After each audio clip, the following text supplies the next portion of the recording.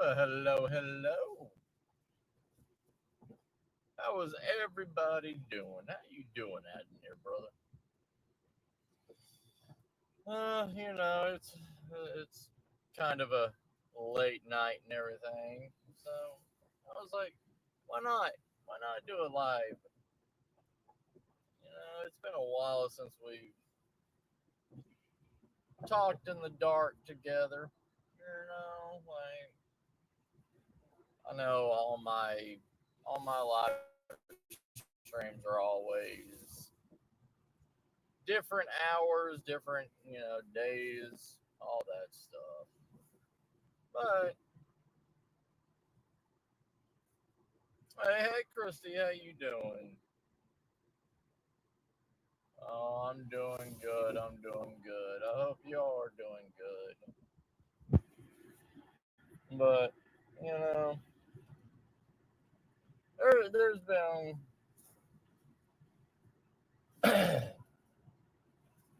there's been quite a few things that I've been going crazy with a lot of. Oh, imagine this: a lot of YouTubers, right? Like they're talking about.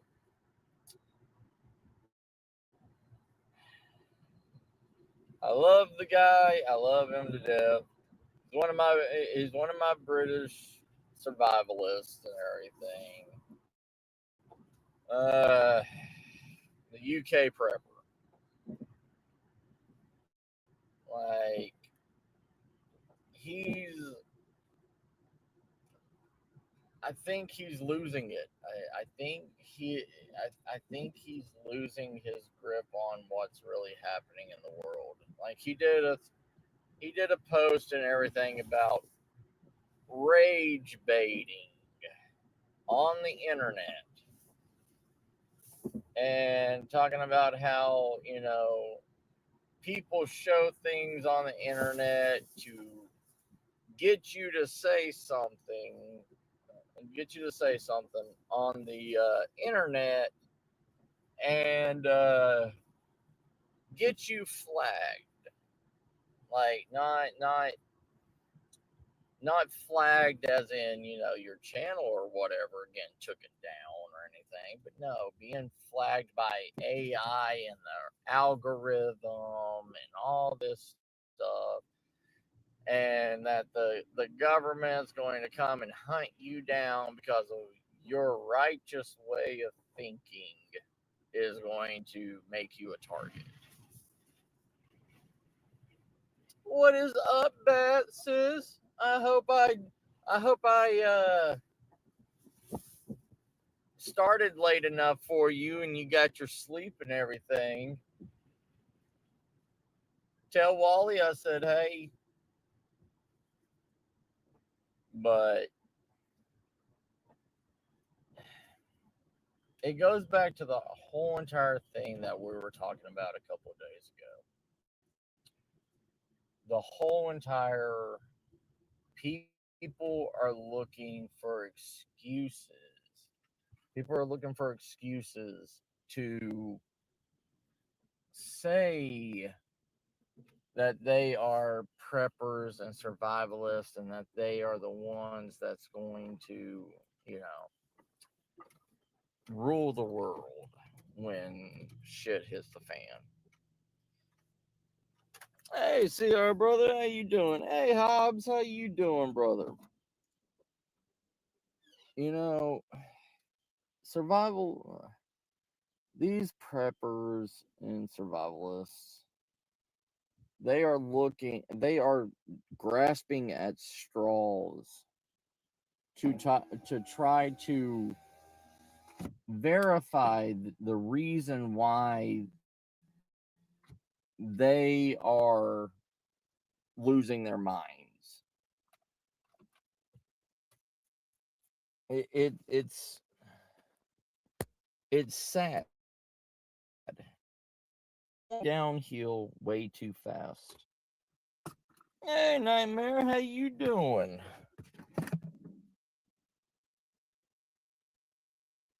Oh, nice, nice, nice, Christy.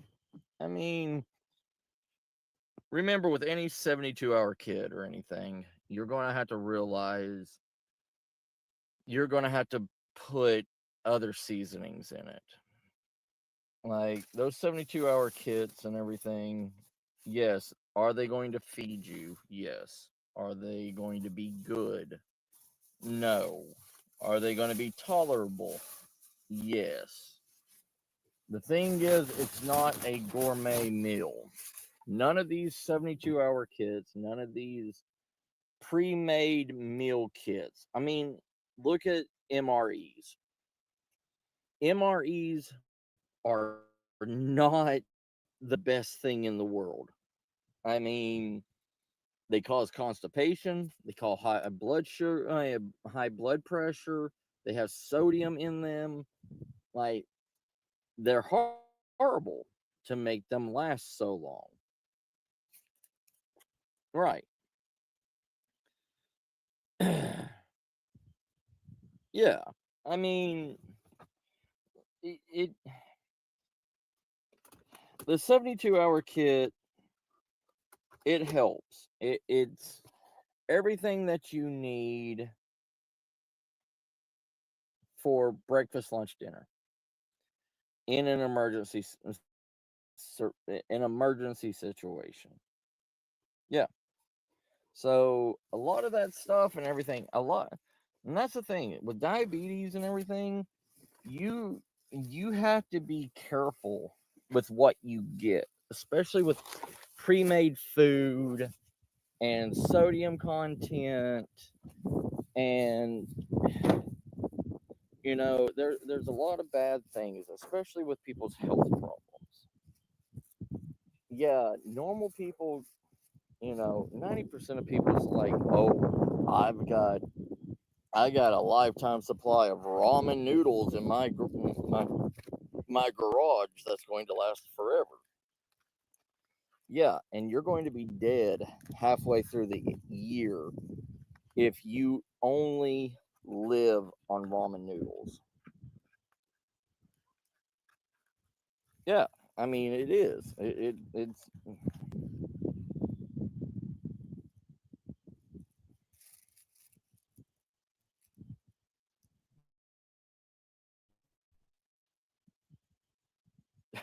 adding there. I mean, don't get me wrong. Yeah, there is certain MREs that are good. There is. There's certain MREs that are worth something, but when you go to the Army surplus store and everything, they give all the crap MREs, the ones that nobody eats or anything. They give that to the Army surplus places. That, oh no,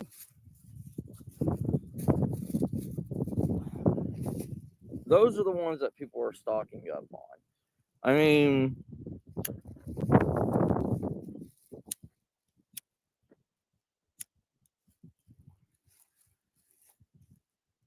mean, yes, there's MRE companies out there that replicate MREs.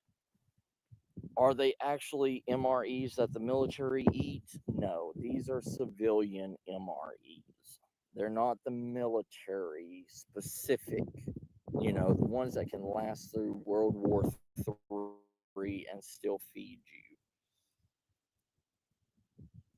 Hey, how you doing? But the thing is we have, it goes all the way back to what we were talking about before.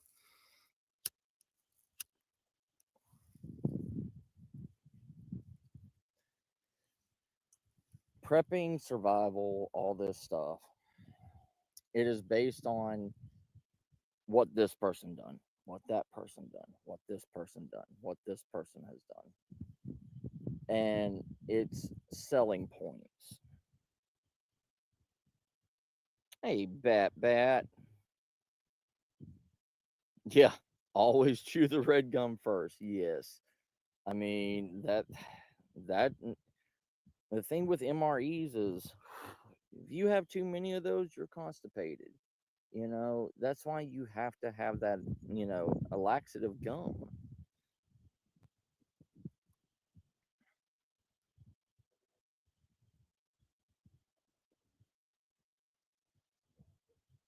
Yeah, I mean that is true. I mean, it doesn't have to be great, but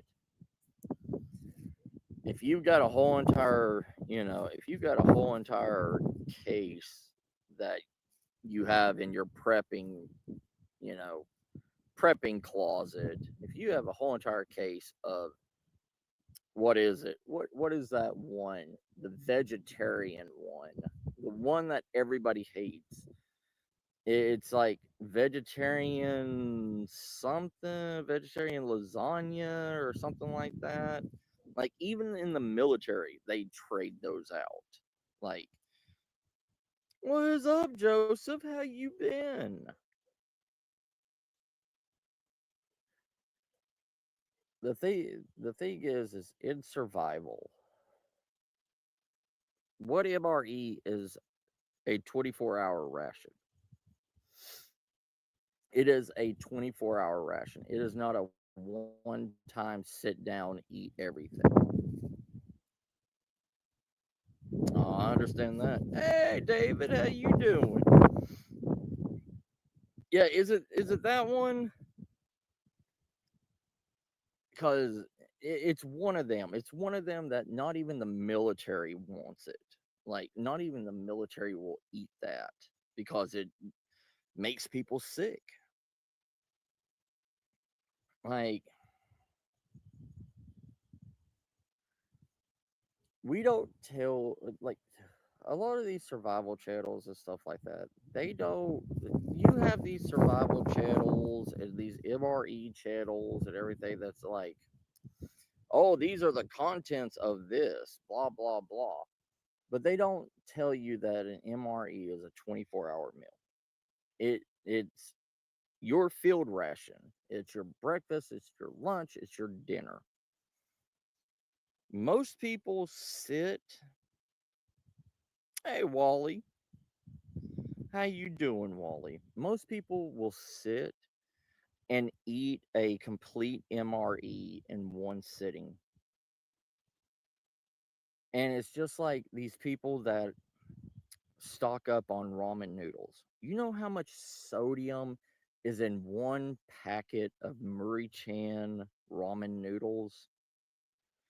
The sodium intake on one Murray Chan ramen pack, the square little pack, is almost 1,800 milligrams of sodium. Have you ever seen the sodium content of an MRE? Yeah.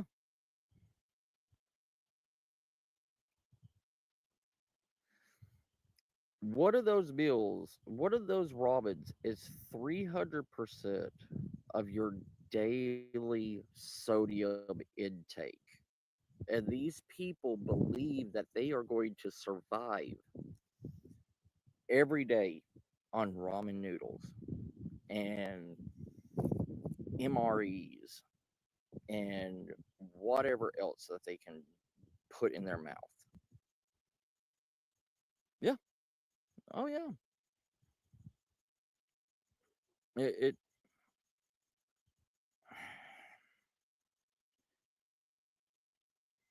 these survival channels are telling you how to kill yourself.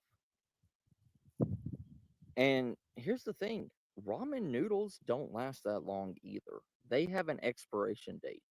Those ramen packs have bug eggs in them. If you don't boil it and you just eat it normally, you get infestations in your intestines and everything of bugs. It's the same thing with rice. It's the same thing with anything else that is a long-term, you know, food. Bugs live in that. Bugs breed in that. It doesn't matter if you keep, if you keep the air absorbers and all that stuff in it or whatever. It does not matter. Take one bag of rice and keep it in a Ziploc bag for 4 months and don't touch it. and watch what happens. Yeah, that's what I'm saying. Like, the shelf life of ramen is like 3 to 4 years max. If nothing happens to the packaging, if you just got, the cases of Murray Chan ramen or whatever, you have to inspect every packaging that's on there. If not, bugs will get in it. Correct. Canning and stuff like that. But that's one of those lost arts that is not talked about in survival and prepping anymore. Because you know why? That is a skill that people do not understand and they don't want to understand.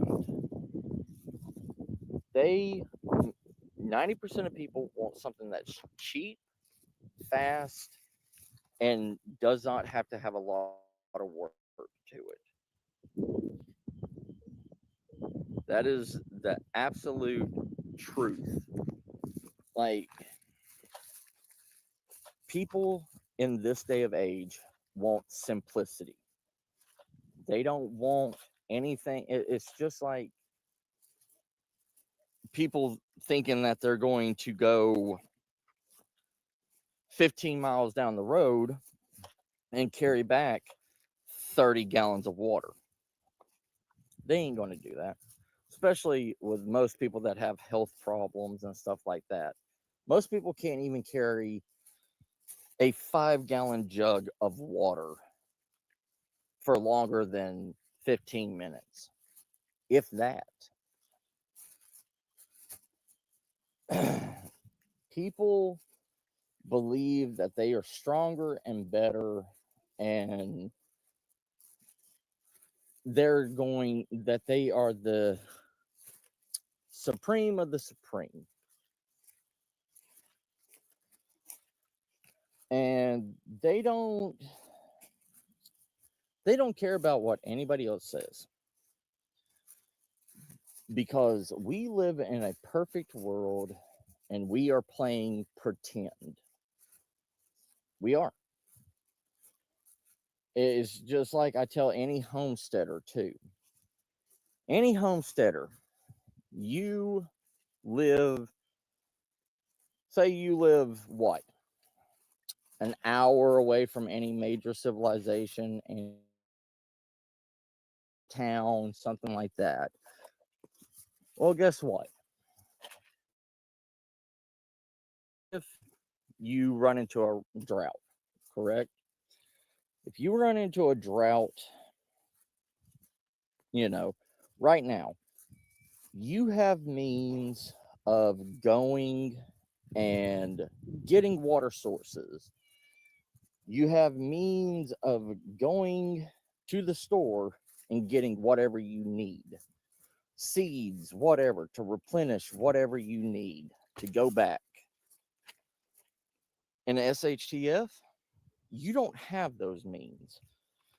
In a SHTF situation, if a drought happens, you're screwed.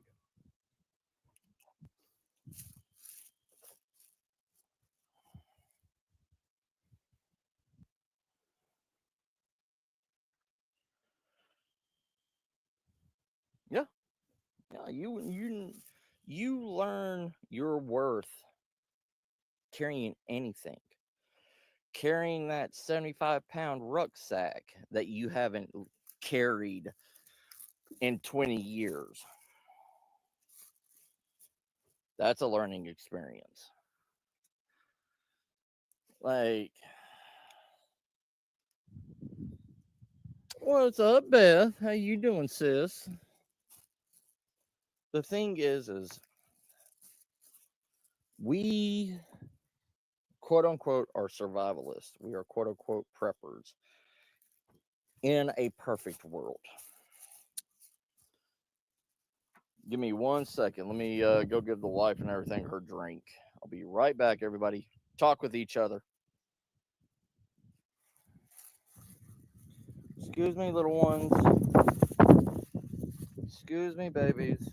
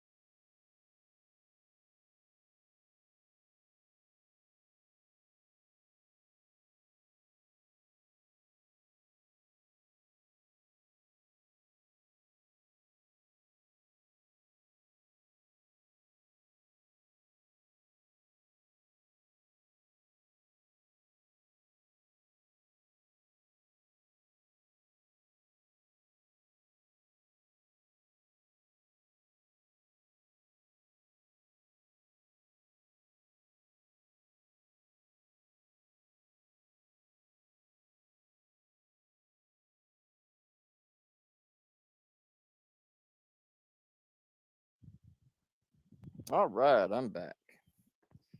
So, anyways, like what I was saying, we here's the thing. We are seriously playing a game. We are. I mean, how honest do you want me to be? We believe we are untouchable. We believe we are better than the rest. I'm back, Beth. I'm back. I'm back. We we have been told countless of times that we are better than anybody else. It because we are in a perfect world. And what I mean by perfect world, it doesn't matter if you believe it's a perfect world or not. You can still go down the street, go to a gas station. You can go down to the street, go to a grocery store, get everything and anything that you want. If your battery dies tomorrow, you can call AAA and they'll come and jump your battery off. They will come and change out your your flat tire. They will do take care of you. It's not it's not SHTF where you have nobody. Like in SHTF, it is you against the world.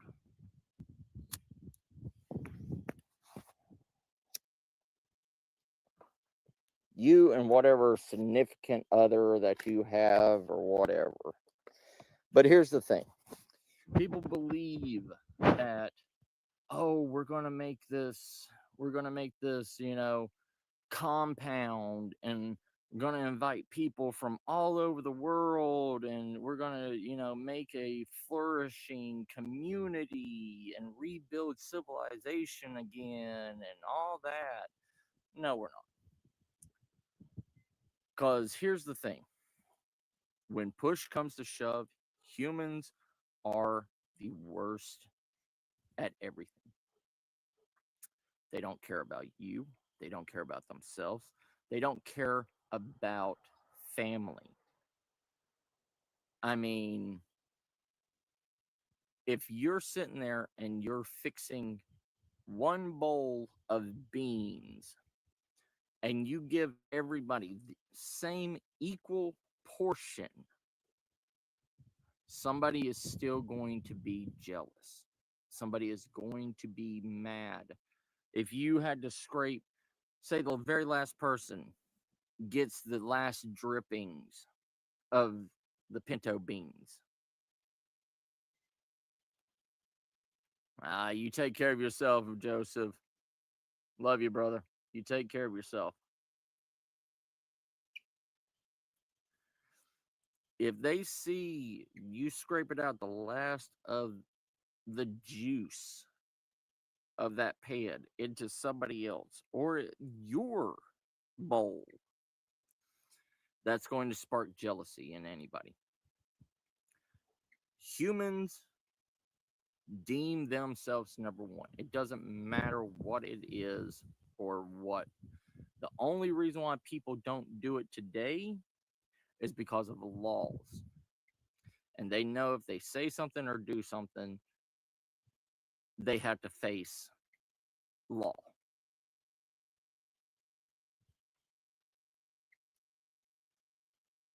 That's what I'm saying. Yep. Mm-hmm.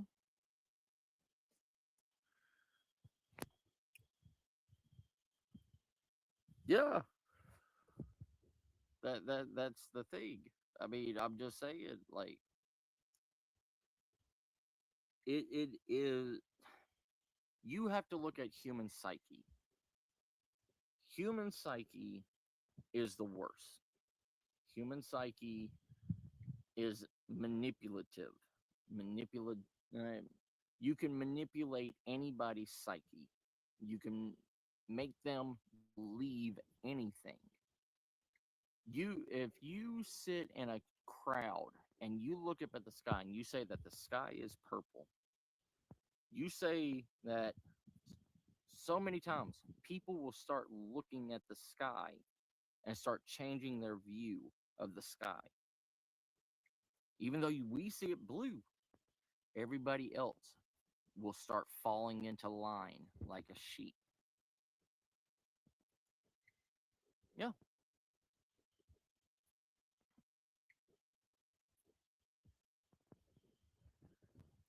but that's the thing. That also, even if you do that, Beth, even if you do that, people will question, why are you doing that? Why are you sharing your portion of the food? People will get jealous of that because, oh, Beth's sharing her portion of the food. Nobody else is eating. Does Beth have her own secret cache of food somewhere that she doesn't have to eat with everybody else? So they're going to be watching you if you pass your beans or your food to everybody else around the table.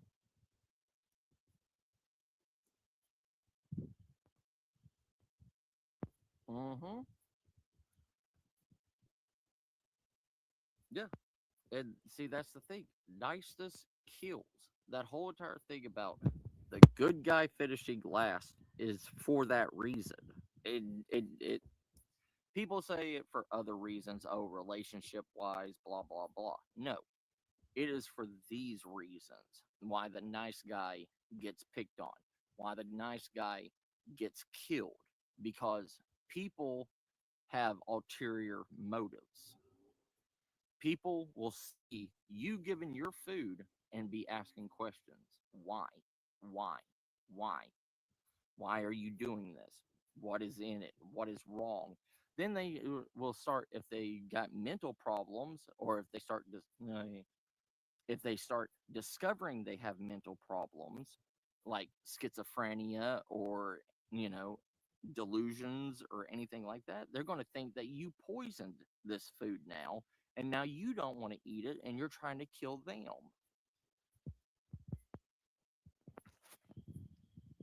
Yeah, but the thing is motives. Motives is what controls people.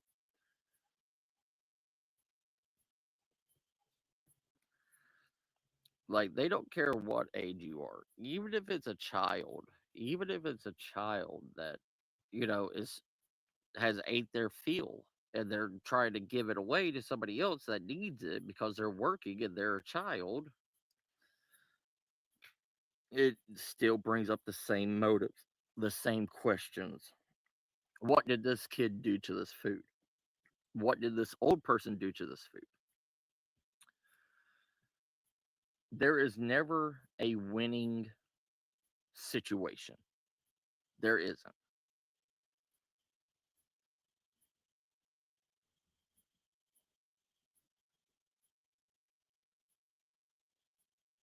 Yep, that's what I'm saying. That is what I'm saying. Like people people see the darkness in everything. People are not grateful for anything. And that goes back to the whole entire thing.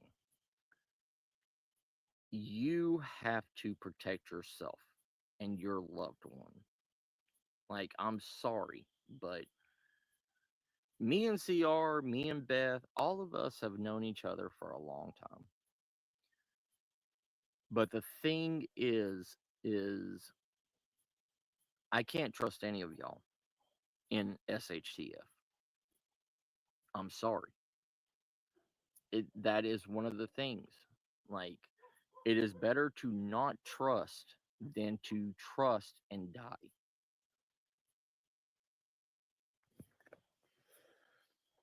They don't talk about that. None of these survival channels talk about this stuff because they are afraid to talk about it on YouTube, especially if they're monetized or whatever. It's the truth, Beth. It's the truth. I've told y'all for generations, y'all are a food source to me. When push comes to shove and every deer within the every deer within the closest 20 miles from me is wiped out, you're going to see mass extinction because of the amount of humans that is in the world today. You have to realize within 1 acre, how many people live around you within 1 acre? How many people live on just your street alone? How many families is on your street alone? Yeah, that is true. You have to protect yourself and your family. You have to. And I'm not talking about extended family. I'm not talking about that. I'm talking about you, your family, your wife, your kids. Those are the ones that you're going to take care of.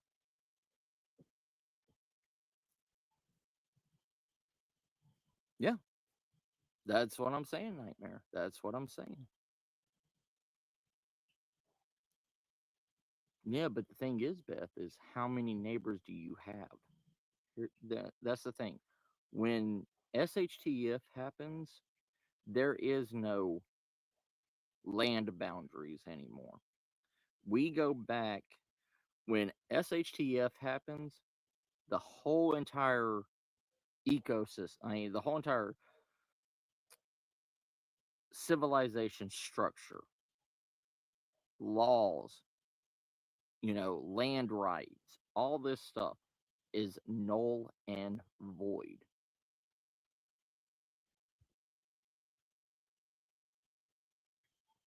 Yeah.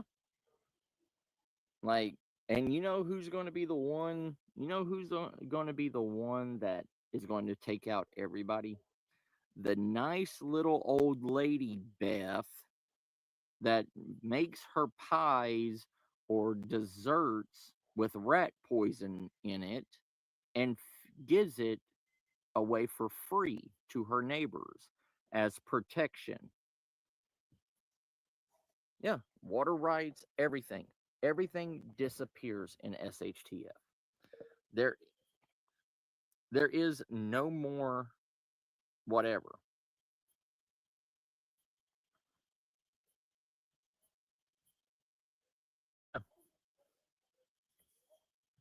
It, like, even if you have three neighbors, they have a family. They have a husband, maybe a wife, maybe one or two kids, right? That means that husband is now hunting for food every day to feed his family, to make sure his family survives. They don't care about anything else because they didn't prep for SHTF. They didn't prep or take survival courses. You got some rich lawyer that now has a gun shooting everything, including you. And the thing is you have to, when people say you need to be prepared, you need to be prepared for the first year when SHTF happens. Within the first 6 months to a year is when you see the fall of civilization. You see everybody offing everybody. You see major cities and everything being taken over by police, military. You know, the police and the military, they're not going to be working for the government anymore. Who do you think the military is going to be working for? When SHTF happens, police, firefighters, EMTs, all this stuff, this strict code that they are with or they have to uphold during civilization, that they have to uphold in a hospital, they don't have to hold up any longer. Yeah, they are going to protect themselves with their free range of unlimited ammo. And they will become the tax collectors in major cities.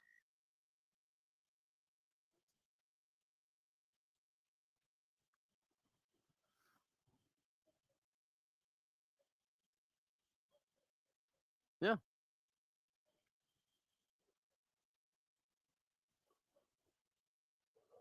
it other other survival channels and everything, they're so afraid to touch this subject.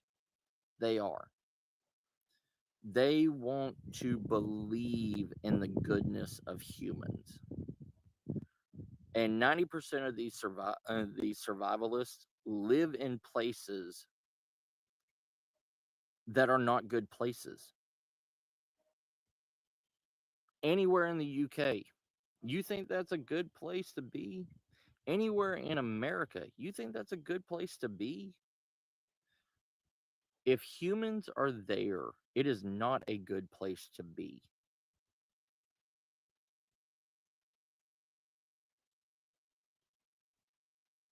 Yeah, I mean, that's the thing. Like, when natural resources delete, when you will see mass extinctions, you will. You will see mass extinctions in surrounding cities, surrounding towns. You will see all of the ducks disappear, all of the chickens disappear, all of the horses, anything that lives or breathes that can be turned into a meal is going to be gone.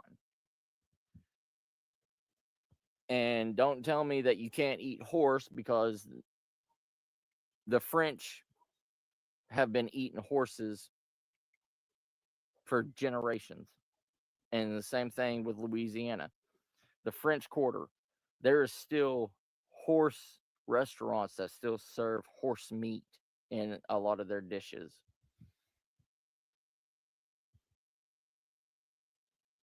Yes, ancient knowledge will save to an extent.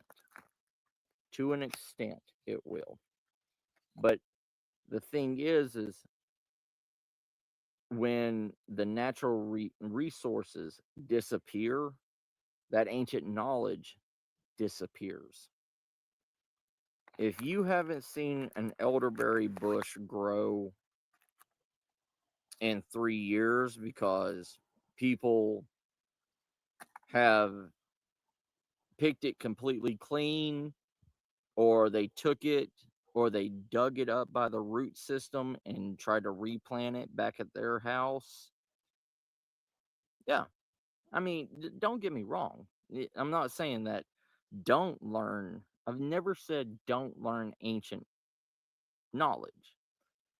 But in 2026, we do not need to learn how to make a bow, drill, and fire when there is an abundance of lighters.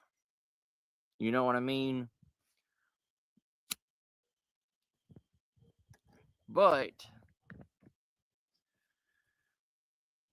like canning, preparing food, saving food, you know, salting meat, drying it out, making beef jerky, those skills are going to be good until it runs out, until the resources run out. Yeah.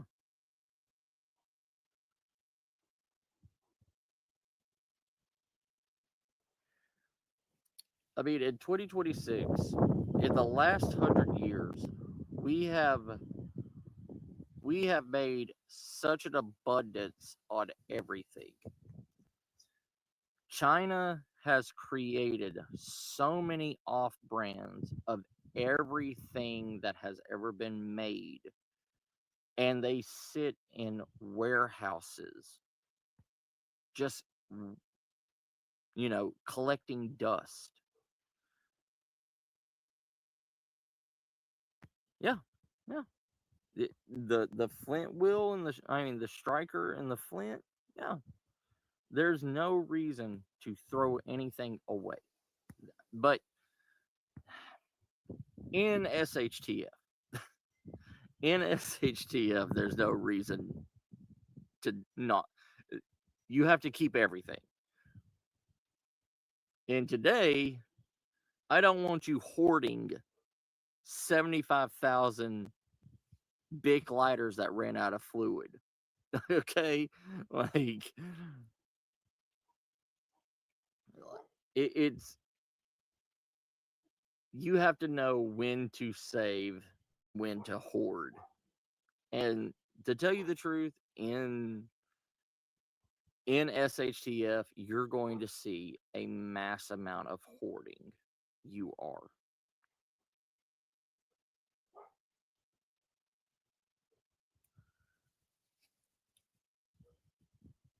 It, it's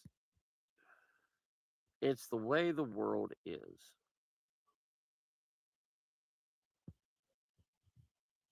Yep. That's what I'm saying. Like, yeah, don't.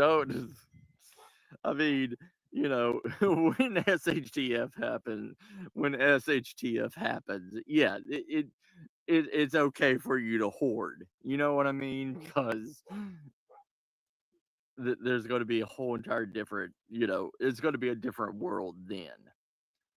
But I mean, even even Walmart's, there's going to be stores that people have never even thought about going to. Is going to be treasure troves to places. Most people in this world have never went to a Dollar Tree, have never went to a Dollarama. Those stores are in every area, and people still have the mindset that food from Dollar Tree is past their expiration date, is bad food. It will make you sick. You're going to see stockpiles and stockpiles of food at Dollar Tree. Yeah, I love Dollar Tree too, Wally. But the thing is, it's that mindset. It's that mindset that people.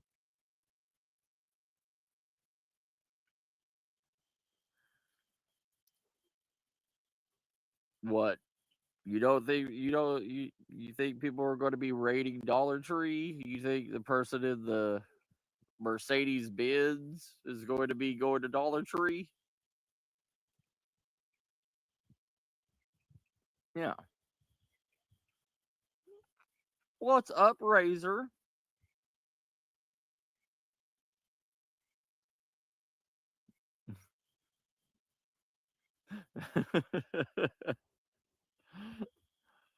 There you go.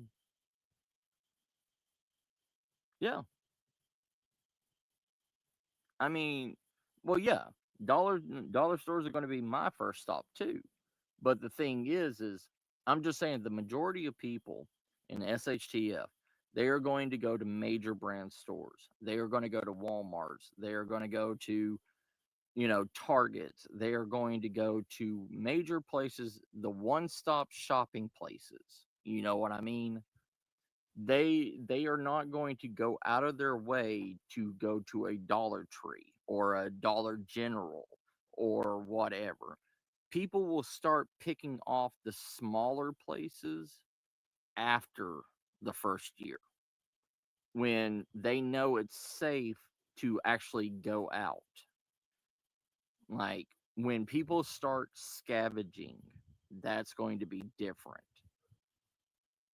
I'm not saying that, there's not people out there that's not going to be going to Dollar Trees and stuff like that. Most people, there's going to be some smart people that's going to hold up in a Dollar Tree and keep it as their safe haven. Like they're going to leave their house and go to Dollar Tree and hold up because they've got medicine, they've got food, they got drinks, they've got everything you need in one small confined area.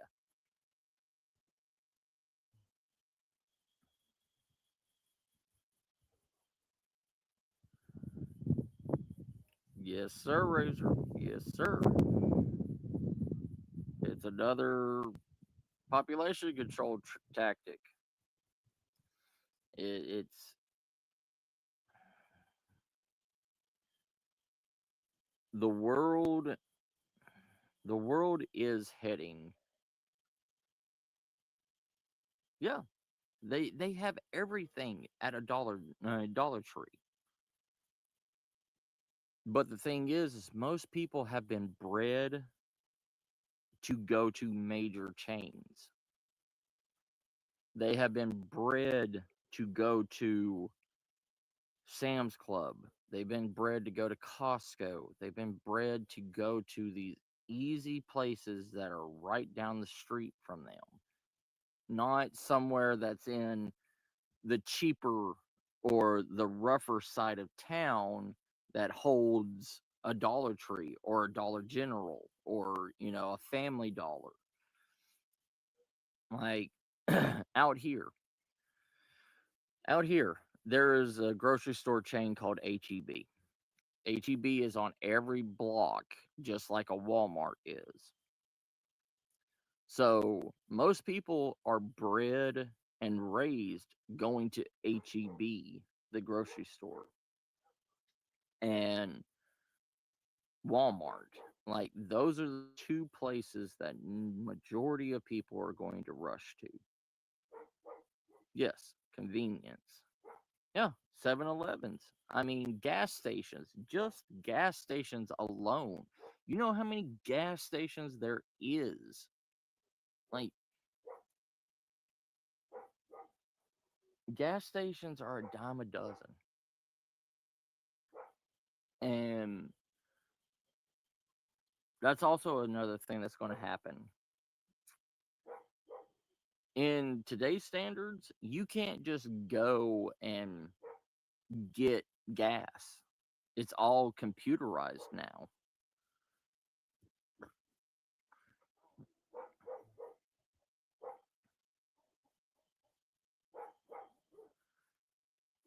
Correct, Razor. Yes, because they're trying to compete with bigger stores.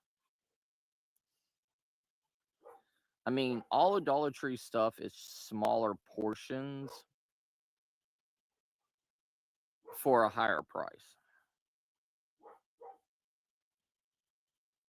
Yeah, mostly the middle classes and lower classes go to Dollar Trees because they take EBT. You know, like, and most people that go to Dollar Tree and stuff like that, they use their EBT card at Dollar Trees and stuff because that's where everybody uses their EBT card. You know,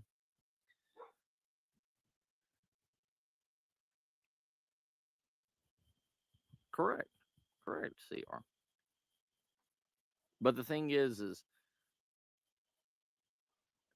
gas stations now, it's not going to be like it was in the 90s, in the 80s, where you just go and fill up and you go in and pay, or you prepay, then go fill up. Now everything's run by a computer system. People trying to get gas or anything in SHTF, gas is going to be one of the hardest resources to actually get out. I mean, if you're going to a 7-Eleven or something like that, you're not going to be able to do it because it automatically locks up. Like, it will not dispense. Yeah.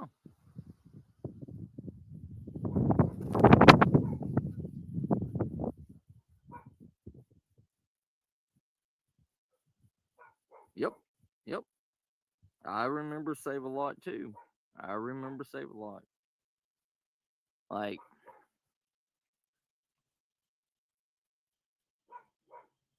yeah, yeah, because it's cheaper. It's cheaper and it's better and it's more condensed. Like, they don't have to follow the big store, FDA rules at Dollar Tree or, Family Dollar or whatever. But like what we were talking about, it's the food.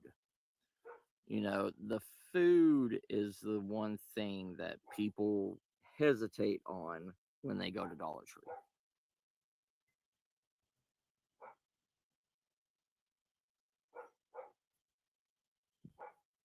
No, Save a Lot's one of those ones that hits and misses in places. You know, where Save a Lot, like a lot of stores like Save a Lot and Aldi's and stuff like that, that are strictly food selling areas, they usually don't make it much anymore. They do not make it much because we've been brainwashed to go to Walmart and, major grocery store chains that have clothing, that have medicine, that have all this stuff. Queenie, hush. She's hearing me go off, and she goes off with me. But the thing is know your area that you live. Know know know the people around your vicinity. Know people within your area around you. I'm not talking about like stalk them or whatever, but know who lives around you. Know know the gas stations.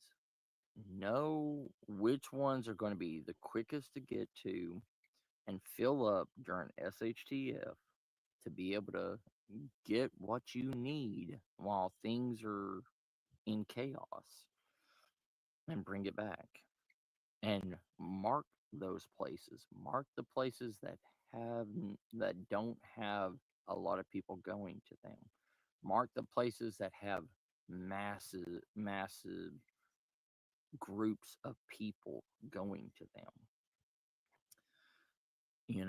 Not everybody can carry everything, but within the first year, everything's going to disappear. Yeah, there's going to be stuff that, you know, nobody wants. They're going to be toys, blah, blah, blah, certain clothes, whatever. Clothes is always going to be around. Clothes, don't ever worry about stocking clothes. Clothes is the one thing that we have such an abundance of that you never have to worry about clothes ever again.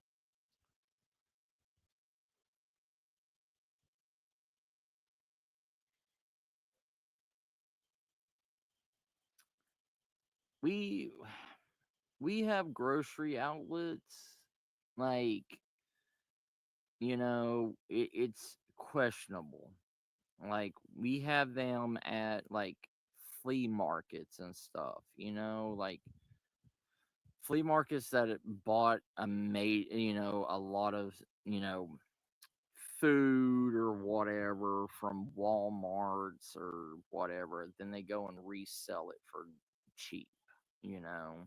Like,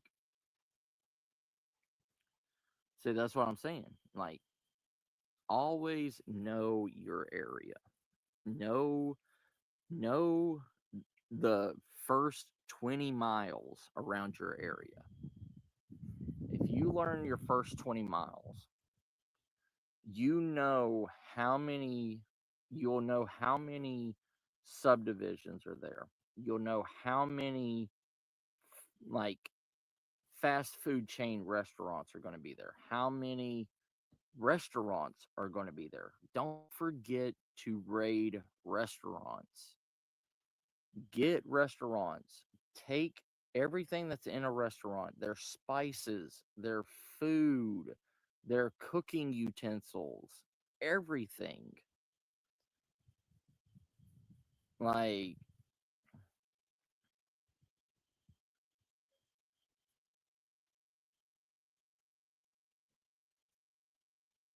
correct. Yeah.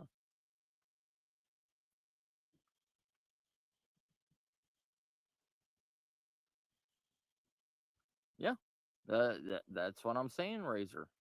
We don't have to ever worry about clothing ever.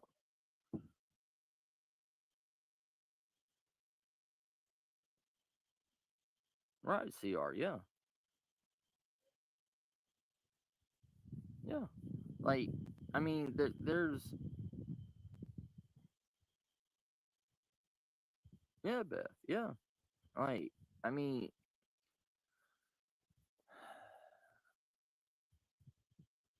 it's the same thing with like tractor supply stuff, gardening centers, you know, places that people do not deem valuable.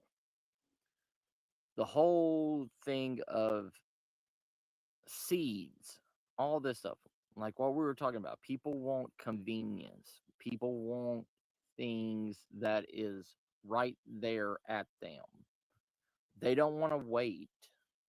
Like they don't want to make gardens. They don't want to do, they don't want to play the long waiting game. So a lot of like seed places and stuff like that, like they they will be overlooked also. I mean, don't get me wrong, there's going to be people out there like us that is going to go to those places. But the majority of, the community is not going to touch that unless they are an older community, unless they are older people.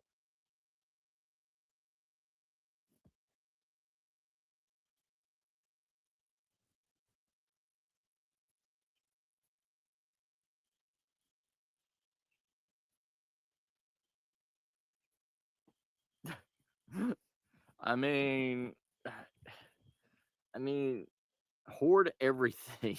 I mean, seriously, seriously, Razor. In SHTF, everything counts. Everything counts.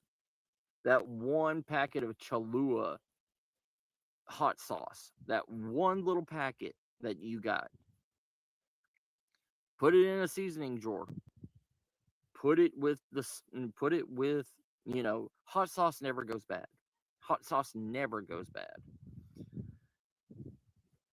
Ketchup, yes, ketchup goes bad. Mustard goes bad over time.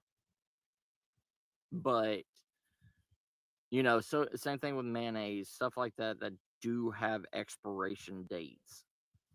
Um, but,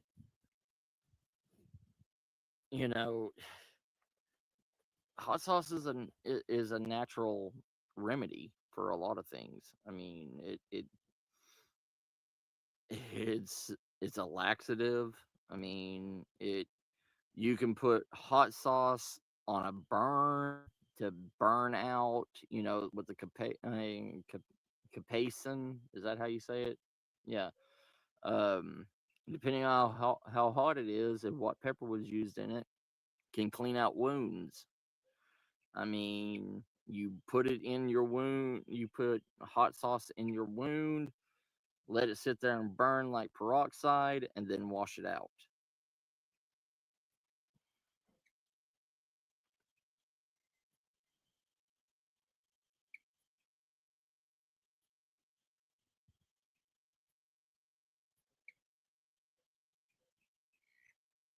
Nice, nice, Beth.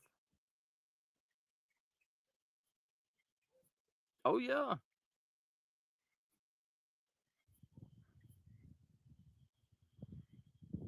yeah. Mustard seeds last for eternity. As long as you take care of them.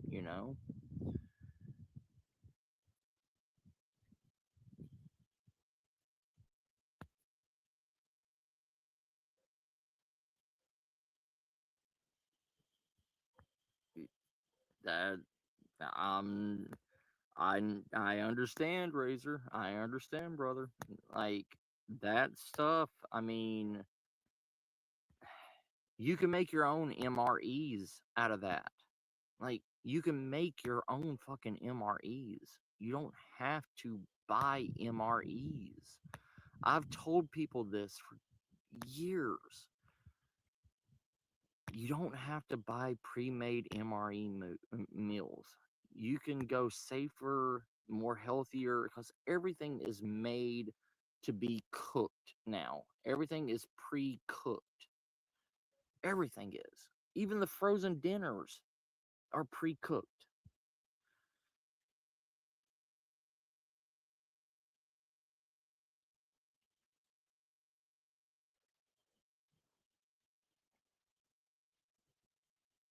Yeah.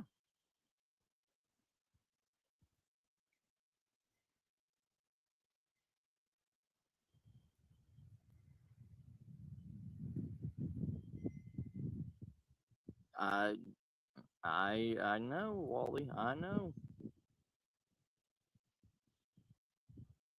Yeah. Oh yeah, Racer. I know, but yeah. I mean, the thing is the stuff that we overlook in gas stations, the stuff that we get, like you know how m- you know how many Taco Bell, you know how many Taco Bell seasoning packets, the hot sauce packets I have.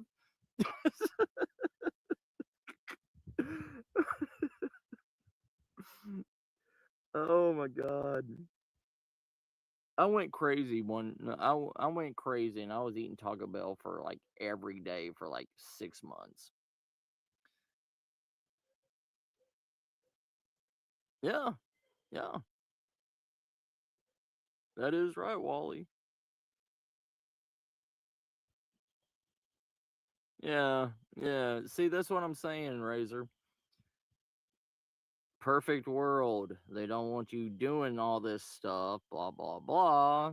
But doesn't mean you can't pre make it. You know what I mean? As long as you're not as long as you're not containing it. You know what I mean? You can make the contraption to do the catching and just tell them that it's a gray water and it's going to be used for your garden.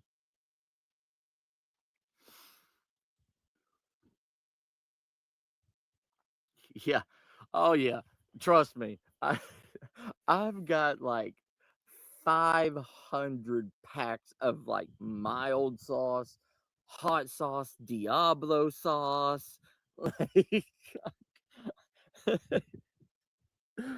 oh my god.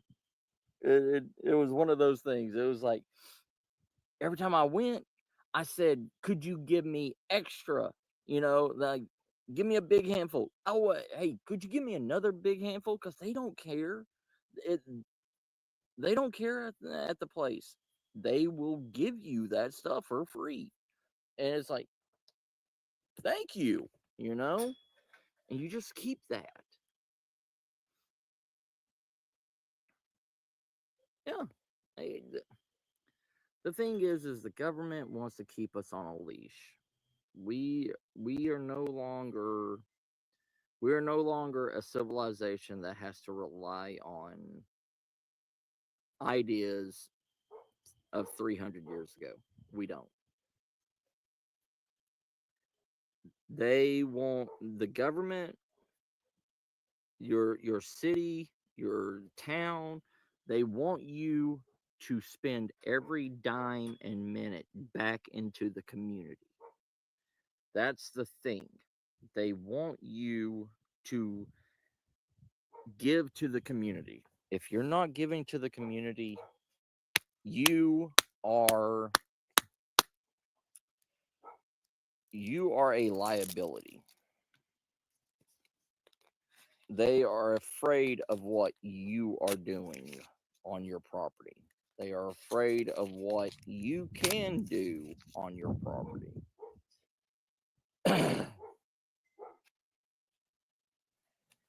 They do not want us, yeah, get in the hamster wheel, follow, be a sheep. They want you to be a sheep. They want you to follow the herd.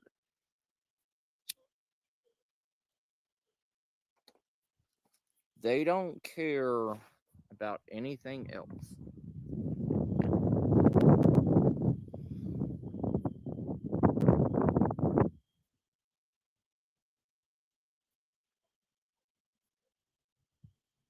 Yes. Yes, sir. Yeah. Everything is interchangeable. Everything. Mm-hmm. Yep. They want to try to stop you, but if you're at a unincorporated land, they can't stop you. As long as you have one major connection to the grid. If you have power or water, like you could do one or the other. You can go for well water or you can go for solar. And that is taking you off grid from one of the two. And they don't want you going full off grid because they can't track you. If you have no like if you buy your land out or if you paid off your land and now you disconnect your water and you do well water and then you disconnect from the power grid and you become fully solar, you are an independent. You are not a part of the grid.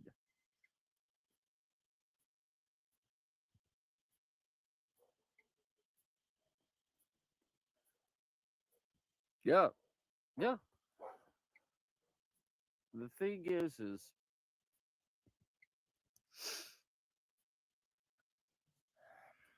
it's hard. It's hard to be fully away from, to be fully independent. It is. It is hard, especially in certain states. Yeah. Yeah, yeah, yeah.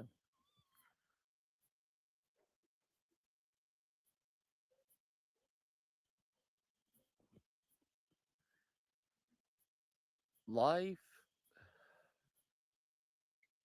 our little our little civilization, our little world we built. You have to be a part of the wheel. You have to be.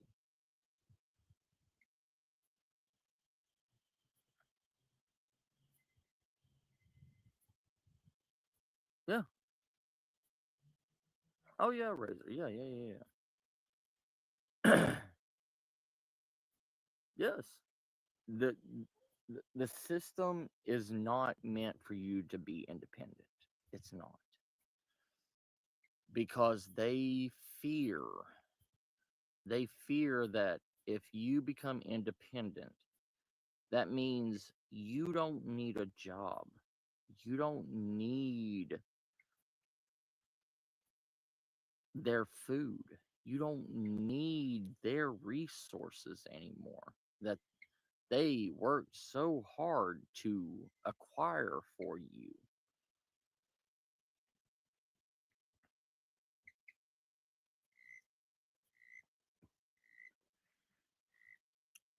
Yeah, I mean, solar pedal, like a solar pedal pump and everything would work. Uh, but the only bad thing about electrical pumps in water, it rusts and short circuits. More of the inner workings rust. So you're constantly having to change it out. If you got a manual pump, with a manual pump, at least you all you have to do is change out that suction O-ring inside of the manual pump and you still have unlimited water. When you go into electrical motors and everything, you have to have a backup to a backup to a backup to a backup. You know what I mean? Yes. Yes, you have to show your allegiance to the master plan. That's why I'm saying, when SHTF happens, all of this mindset, all of this brainwashing is going to be gone. It will be gone, because there is no law, there is no regulations, there is nobody that can tell you what to do and when to do it. But the thing is we live in a perfect world. It doesn't matter how bad it seems. Look at look at places like, Iran. Look at, you know, third world countries. They they're just a kick in the bucket to being an SHTF. And they've been that way for generations. Yeah. It I mean, you can get a higher suction rate manual pump, like, and, use that where it's a bigger pipe that goes down that connects to draw out more. But like I said, even with solar and everything, with everybody talking about EMP waves and all this stuff, like blah blah blah, it's hard to rely on electricity in a quote unquote SHTF situation. I don't care if you make one of those cages or whatever the hell you call, whatever you think you got, a Faraday cage or whatever it's called, it ain't going to protect you from a heavy hit EMP wave. It's not. It will protect you from a small wave EMP attack, but it won't protect you from a heavy one, military grade.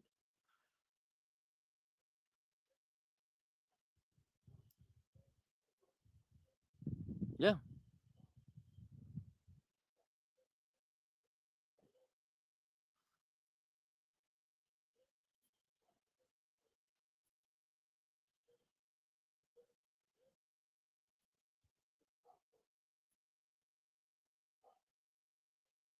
yeah.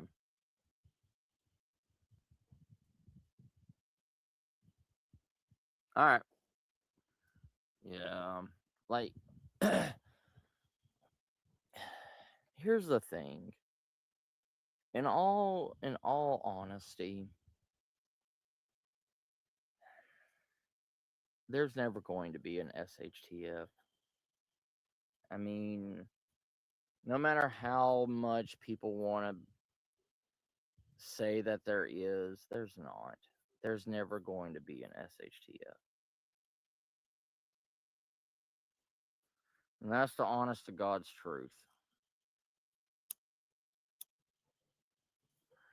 I am the one person that wholeheartedly wants an SHTF to happen. I want the Mad Max experience. But the truth in everything is it's not going to happen. Yeah. Oh yeah, that's what I was saying. Like, yeah, I mean, moving parts, everything breaks. I mean, our bodies break. Like, but it's harder for a manual item to break than an electrical item to break.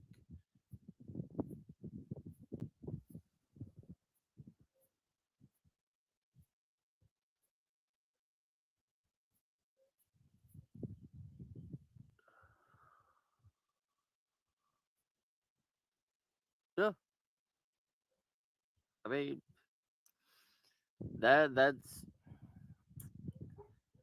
those are like definite push problems, but they're not world ending problems. You know what I mean, Razor? Like COVID. COVID was a quote unquote world ending problem. Just like this new virus that was on that cruise ship. It said it had a 300, a 40% kill rate. A 40% kill rate.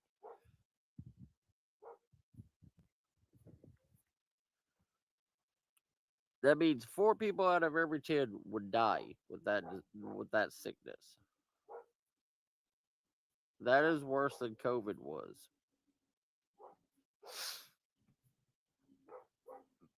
But guess what? We're still living.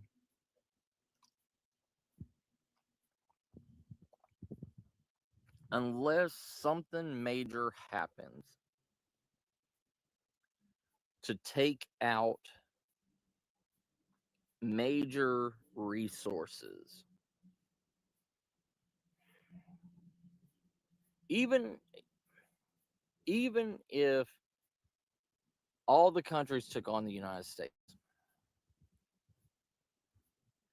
just giving us scenario. Yeah, that one, the hantavirus. Yeah, thank you, Beth. That one.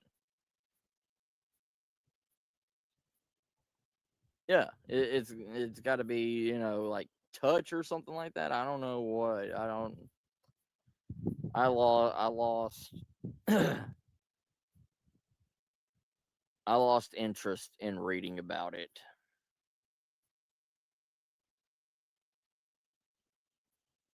Yes, it will.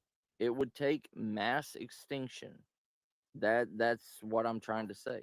It would take mass extinction to put us in an SHTF situation. Because even if the United States falls today, okay, if the United States falls today and another country takes us over, guess what? We are still a part of the system. We are not going to be wiped out. We're not. Yeah, physical contact. Yeah, that's what I thought.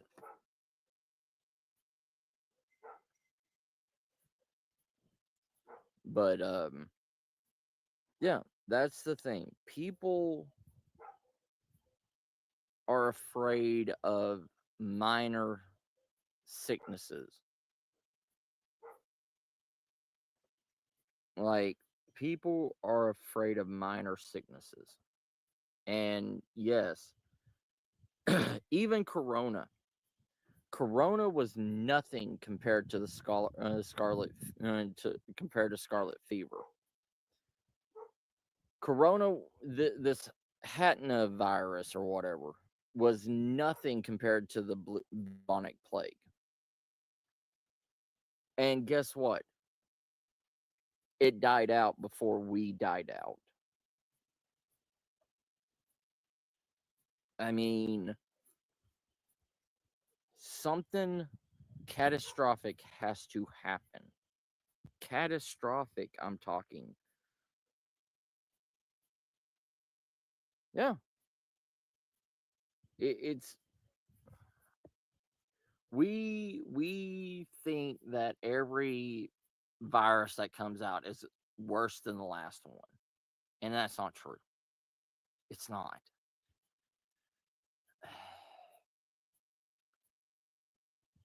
We need something like, what is it?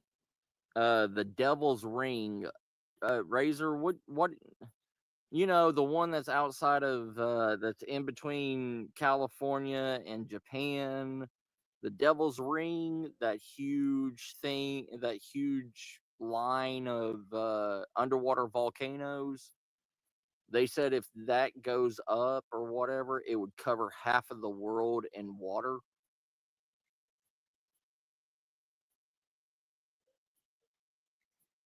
Yeah, like that kind of catastrophic event. And even if you're prepared or a survivalist or whatever, if something like that happens, there's no saving you. You're dead. Like,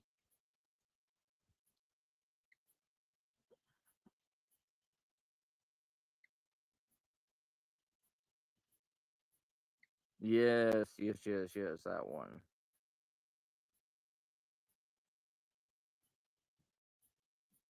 Like, they said, if those volcanoes and everything go up, it would cover half the world in water. And if that happened, that would be a world-ending event. It would.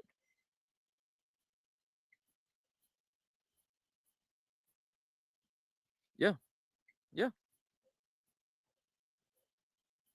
That's and that would be a downfall of humanity. Your gardens, your everything, everything would perish. We would have another ice age. I mean, humans still survived the ice age. I mean, that's a fact. Humans still survived the ice age, but that was humans that lived every day in the wilderness, not people that live every day in central heating and air. Yeah, endless winter. Yeah, everything would change. Everything. That's the thing that none of these survivalist channels bullshit cover.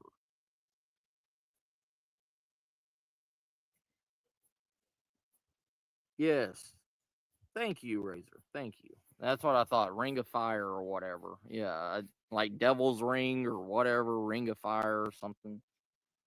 But that's what I'm trying to say.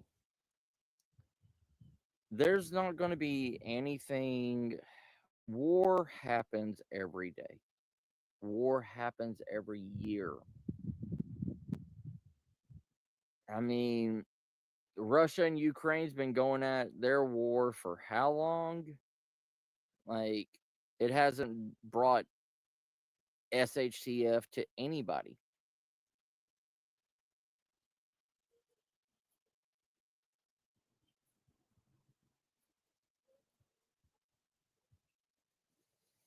Yeah, it's. I love my survivalist and prepper community. I do, but the thing is we are we are living on fantasy. We are living a fairy tale.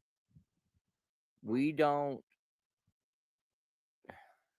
None of the survivalists take actual science or real life events into consideration. I mean, CR does. I mean, that's why me and CR's, you know, been best friends for so long. Like, but the thing is the majority of survivalists do not. They think it's like speaking, you know, speaking Satan's name when you try to bring science or a world cataclysmic event into things. What's up, cat? How you doing?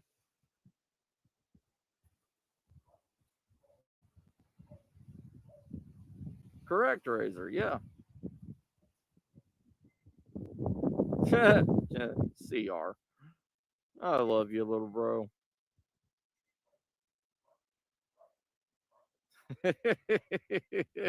Right, right, cat.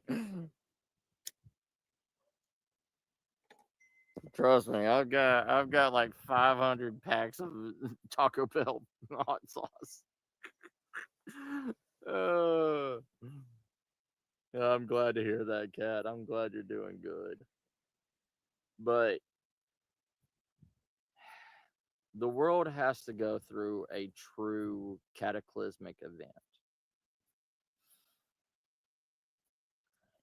It we're ne- The world's never going to stop producing food. The world is never going to stop producing water. The We have enough water in the oceans to last us millennias, but we think it's too expensive to make desaltation, right?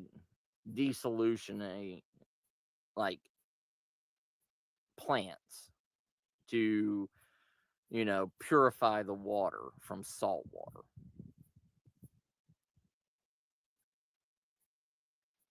Ain't that the truth? Ain't that the truth, Razor?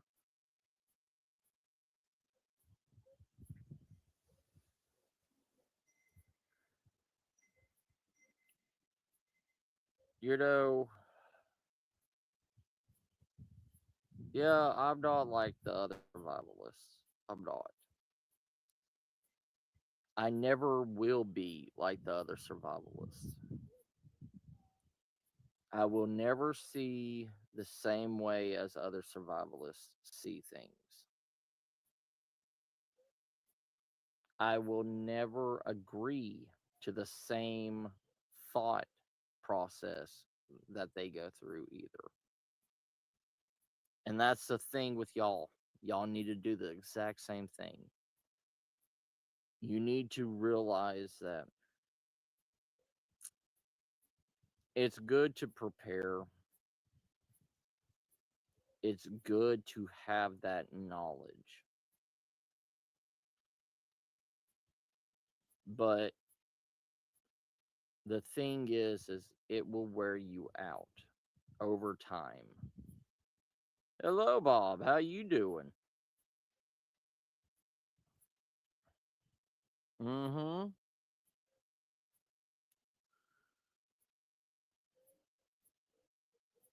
That's what I'm saying, CR.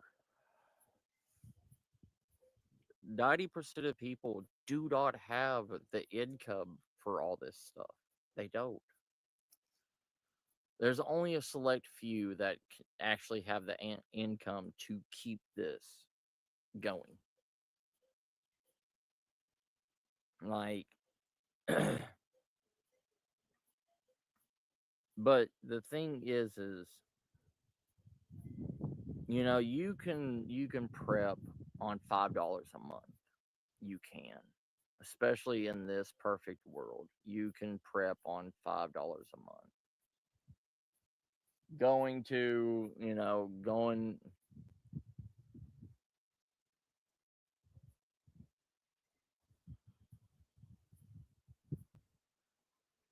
yeah.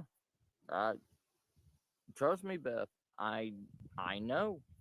I I know.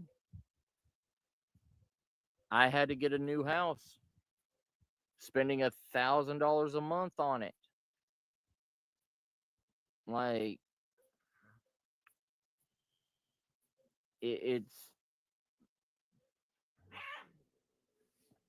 hey, y'all stop your shit. Sorry, talking to cats. Um, the world is always against us.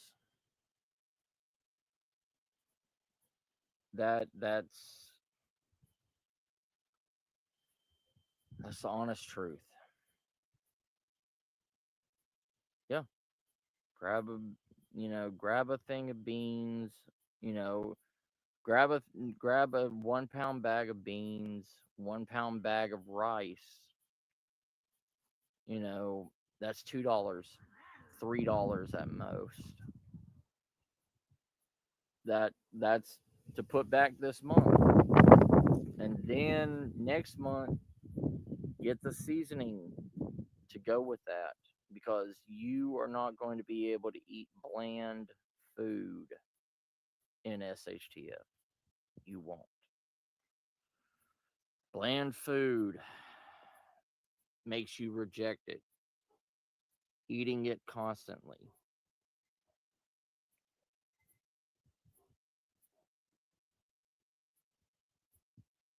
Mm,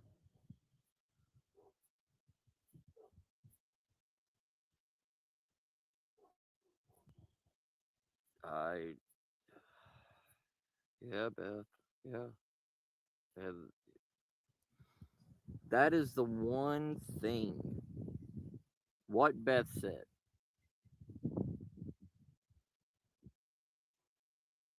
Yeah. What Beth just said.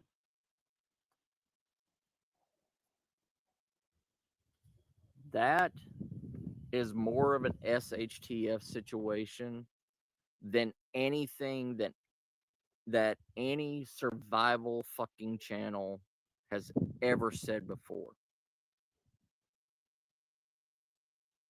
The fear of being homeless. That is more devastating than a world ending phenomenon. And it can happen in a blink of an eye.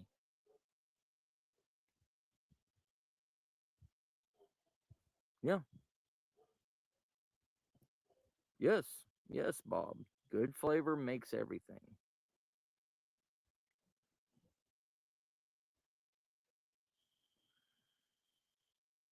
Like,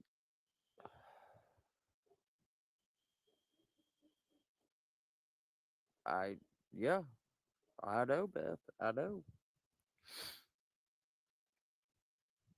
That's the thing. Yeah. It I've been homeless, you know? Like people do not understand.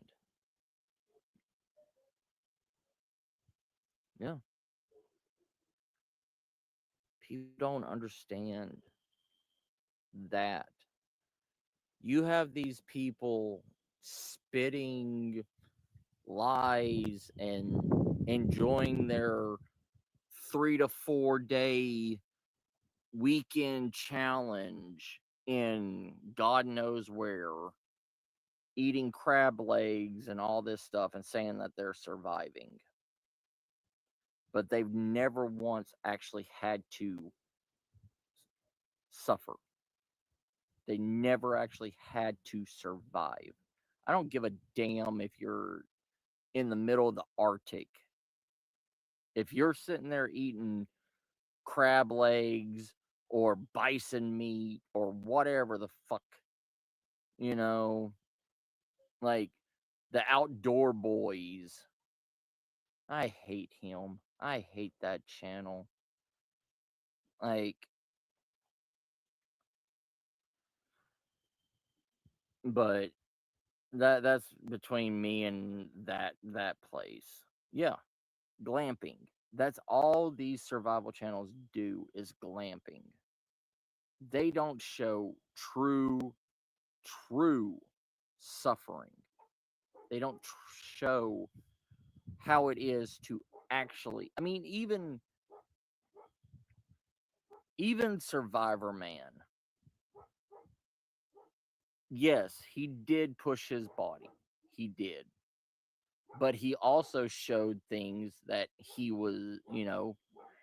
that he was dumb too. But he always had an emergency spot GPS locator on him. If something bad happened to him, he hit the spot GPS locator, people came out to go get him. In real true survival or homelessness or whatever, you don't have that.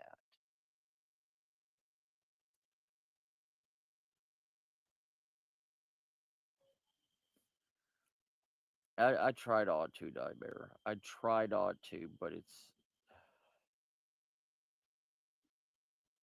but I'm sick of seeing people like I'm sick of seeing people like the Outdoor Boys. This man is a father of three, and he takes his children out to life-ending areas for a child. There was episodes where his children were sitting there freezing, and he's just like, "Oh, suck it up." And one of his kids almost passed out from hypothermia, and oh, he got 2 point something million views on that for putting his kid through hell.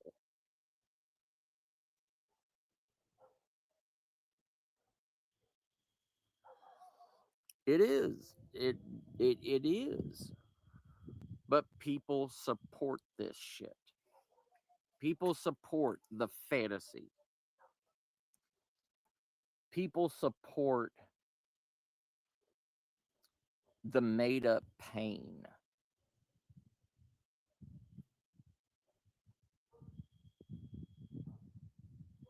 Yeah, it is. It's child abuse in teaching because they're all supposed to be Boy Scouts, but they're in Dead Horse, Alaska, where nobody lives. And this dude's over here, cooking a mulberry pie on a fire in an igloo and sharing small little pieces with his kids that haven't ate all day. It is. It is. Y'all go look at him. Go watch his stuff. Like, I'm not supporting him, but I just go watch him. Just go watch the Outdoor Boys. This guy is smaller than me, and he has 3 kids, and it's like people are seeing, oh, he's such a survivalist. He can survive anything. Get the fuck out of here.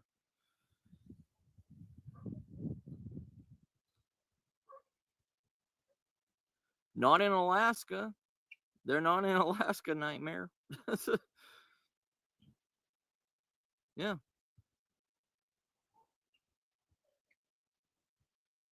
Yeah. It's just like on TV right now. There is a Naked and Afraid. That Naked and Afraid TV show. It's still going on. Can you believe that? It's still going on. And now it's the best contestants of each country fighting against each other to survive naked. What fucking survival situation has anybody ever been in where they were completely butt ass naked with a male and a female with one item to share between each other? Tell me one fucking historical event that has ever happened. Like, who is naked in the middle of the Amazon jungle except for the natives? Yeah, I'm the same way. The only reason why I know about this is because I was at a Buffalo Wild Wings, and they showed that commercial and everything at Buffalo Wild Wings. Yeah, yes, Garden of Eden, right? It's like, I can understand, even the natives in South America and stuff, they still have clothing. You know what I mean? Their loincloths and stuff. But in today, 2026, even the natives in South America have clothes like shirts and pants and boots.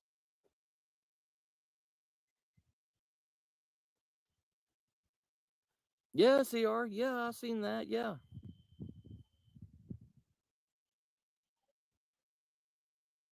Yeah. Yeah, that's what I was saying, Beth. Like, they're not even naked, you know? Like, even the tribes in Africa and everything, yeah, they do their naked thing. Like, I mean, but they're still, clothed when they go into town and everything. They still have clothing. Uh,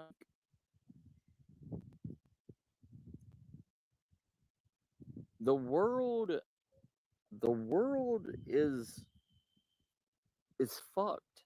It really is. The world's ideology on things is fucked. Yeah,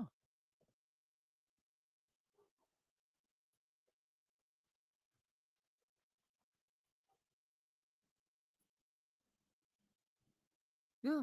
You in 2026. This is what I was talking about. In 2026, there's no reason why anybody should be living 300 years in the past. There's no reason, especially clothing. Hell, you see Africans that have nothing making cars. Like there was a poor kid in Africa and everything. He made his own freaking uh Cybertruck. I mean, it wasn't a Cybertruck, but it looked like a Cybertruck. But I mean, it had a motorcycle engine in it.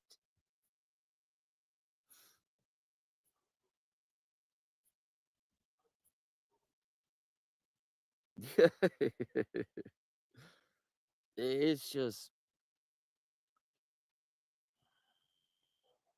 it survival now is clowns. That's all they are. They are clowns.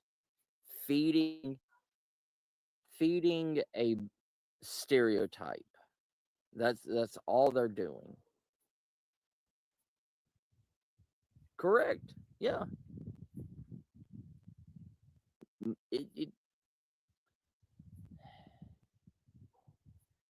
that's what I was saying. Like it's 2026.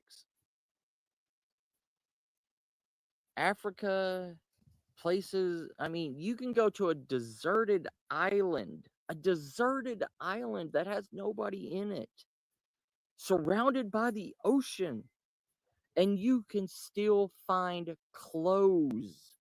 You can find lighters. You can find a shitload of stuff that has washed up on shore of deserted islands. It,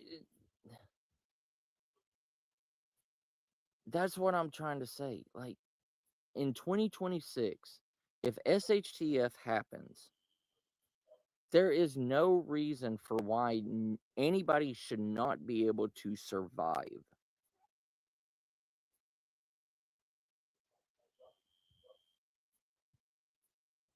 Yeah, it, this kid made it out of metal, out of sheet metal. But it's 2026. We need to stop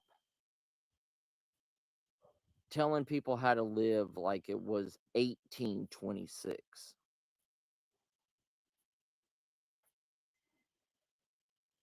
Because here's the thing, it's not 1826 anymore. It's not. We are in a world of mass technology. We are in a world that mass produces every everything that we have.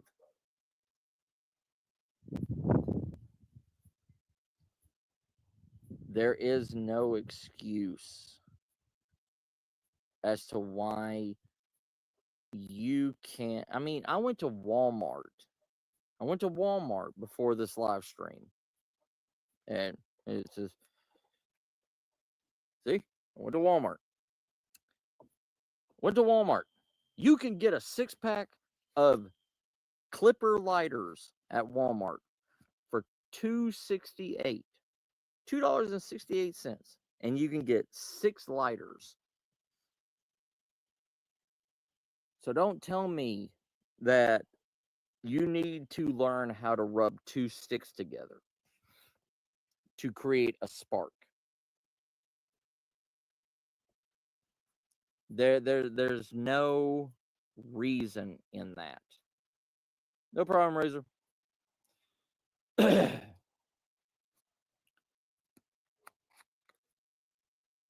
there, you know, you can buy a fishing pole, a miniature fishing pole, for $5.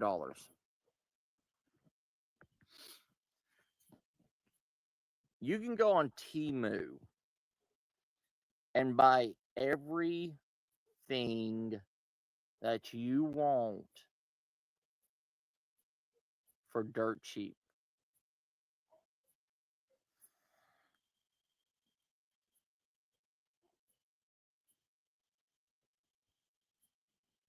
Yeah, CR. I mean, yeah, it's fine learning the skills.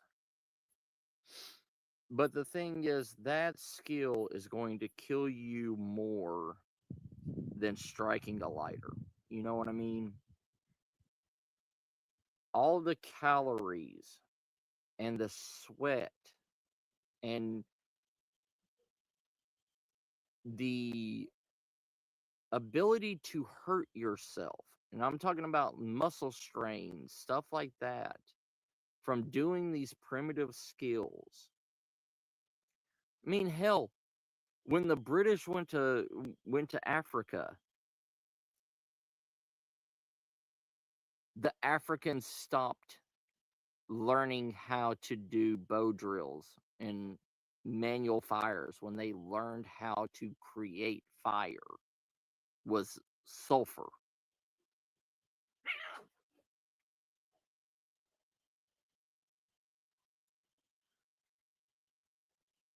Yeah, nightmare. Yeah, that's what I'm saying, Beth. Yeah, yeah. Dryer lit everything. This is why humans evolved. We did not de-evolve. We evolved to make life easier on ourselves.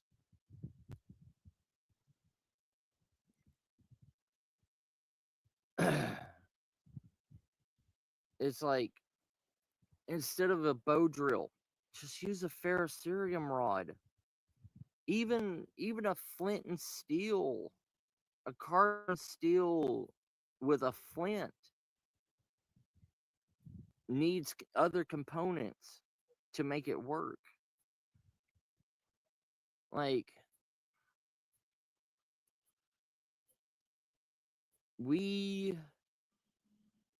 learned, we created, so we did not have to go back and suffer.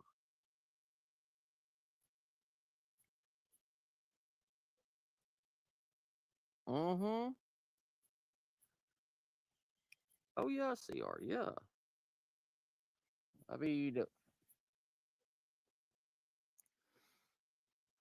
the thing is, I mean, the evolution of man, we wouldn't be here today if we didn't evolve, if we didn't learn, remember the past, but push forward. That's what we need to tell people. Remember the past, but push forward with the future.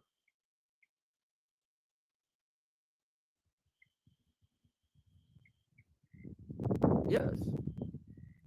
But the thing is having the ability to get char cloth at the ready.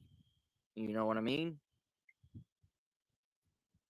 Because like if you're in a survival situation by yourself, you have to take from what your first form of shelter is your clothing to make char cloth. I mean, I never leave home without a bandana. Never. That is my everything bandana. One of many. I can rip that apart. I can make char cloth out of it. I can use it as a sling. I can use it as a filter. I can use it as blah blah blah. Every fucking thing.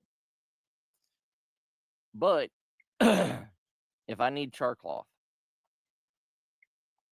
I have it.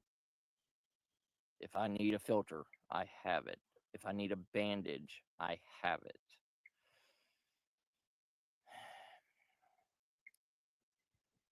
Is this small little,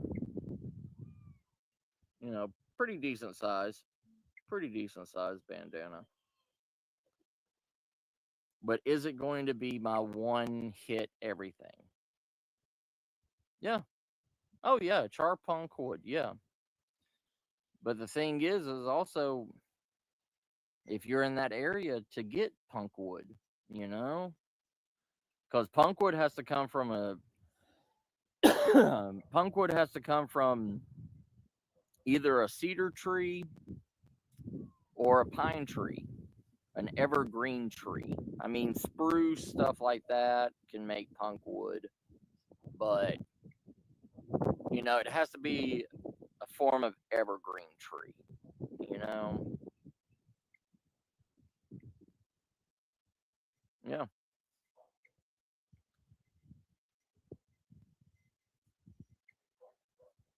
But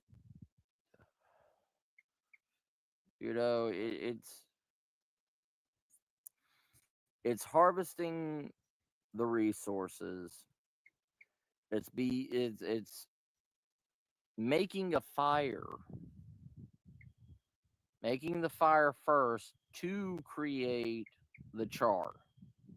It's like, if you have no way of making a fire, how are you making char? You know, there's so many. This has to happen to do this.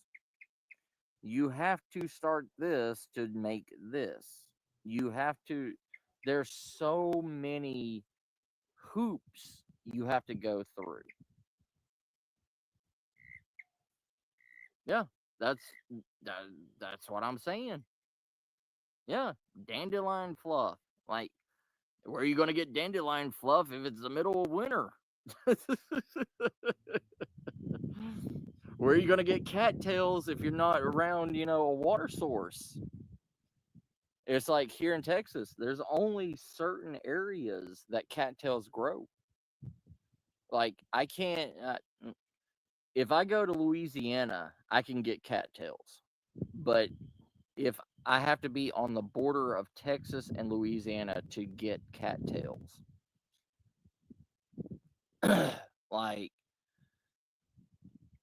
it has to be in that biome, you know?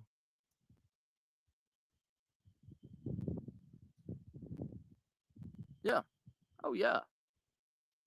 But you also have to have the ability to make the solar fire, like, you know, glasses, or a convex lens, or a convex bottle. Mm-hmm. Yeah. I mean, that's the thing. It has to be in swampy areas. It has everything has to have the right.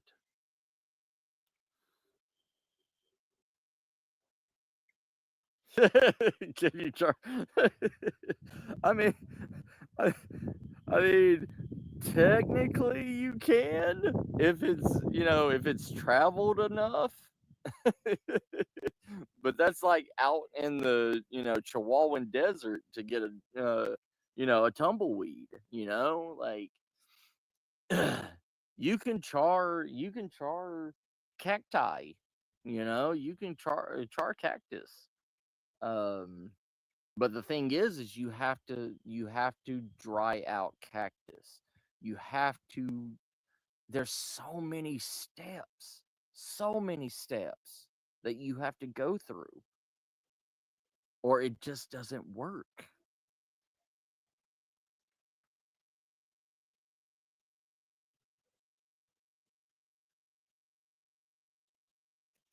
Correct. You don't.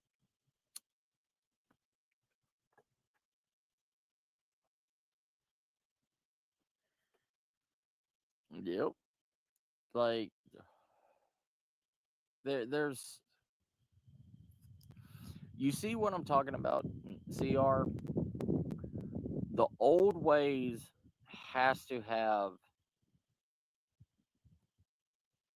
you know, reason and purpose to do. And it has to have cause and effect.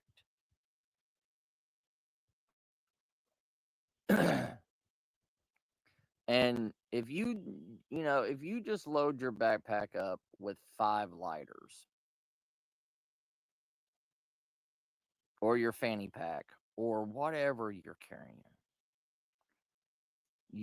even the Alaskan natives, even the Alaskan natives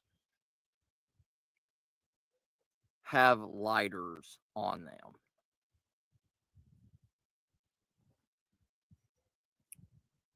That's because it's an instant fire source.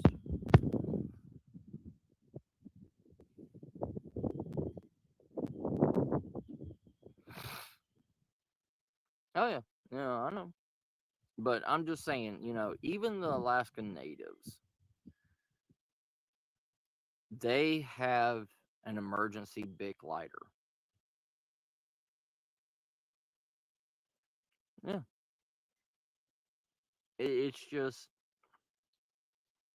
if the natives have stopped doing their old ways, if the natives have stopped doing their old ways in America, why is the dumb white man doing it? Like that's the thing that I've tried to tell survivalists. Like, when I used to talk with Shadow and all them, I tried telling them the truth, and they just didn't want to listen. They did not want to listen.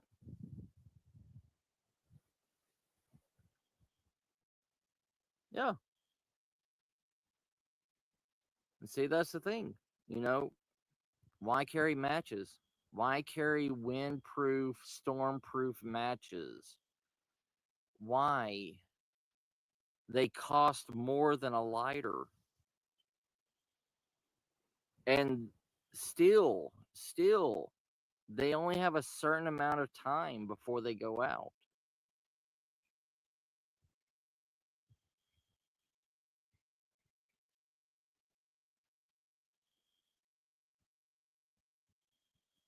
Yeah. Oh yeah. Yeah. You can heat up carbon steel. You can heat up carbon steel by contact. I mean, carbon steel, regular steel, if you hit it with enough strength and the same repeated hits, it will catch on. It will heat up. It's metal. It's a conductive. That's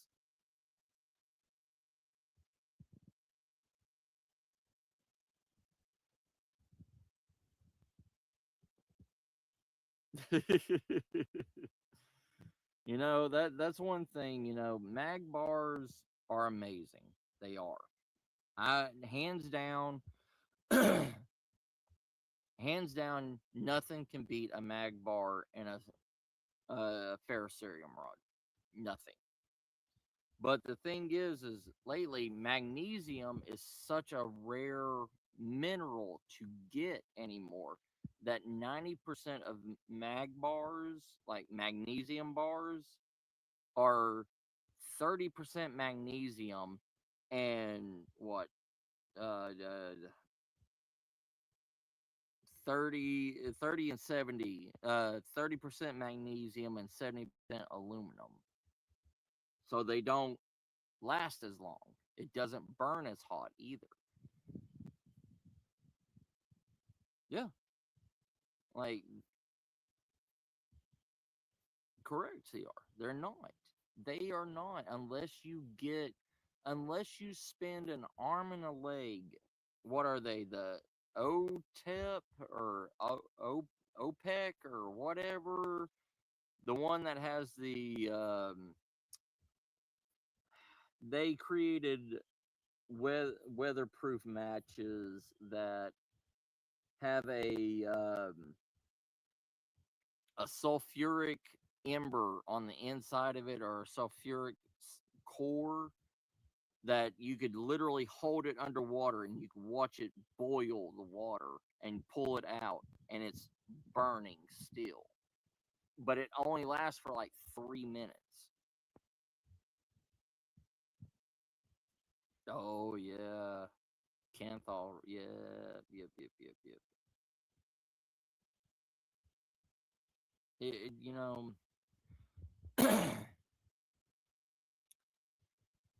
the old ways has to have purpose, and it has to have certain things. That's why we created these things. Oh yeah, yeah. I mean, you could start a fire by shooting it with a gun, like, just the concussive force and the blowback from fire. From the the blowout of the explosion of the bullet can catch something on fire. Like, I mean, there's so many ways that we can make a fire. There is. You could talk for 5 hours on how to make UCO. Thank you, Beth. Yeah. I was going with the name. Yeah, the UCOs.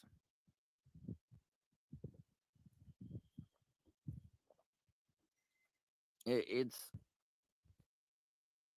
the thing is people don't have people don't have the same skill sets. You can't teach everybody the same skill sets. You can't.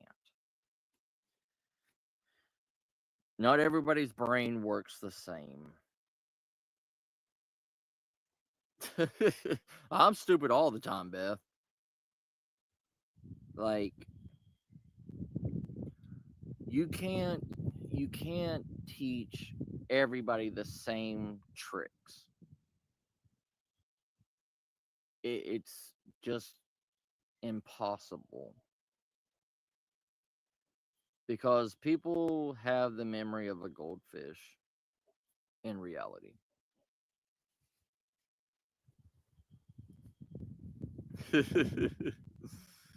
Yeah, like I mean, you could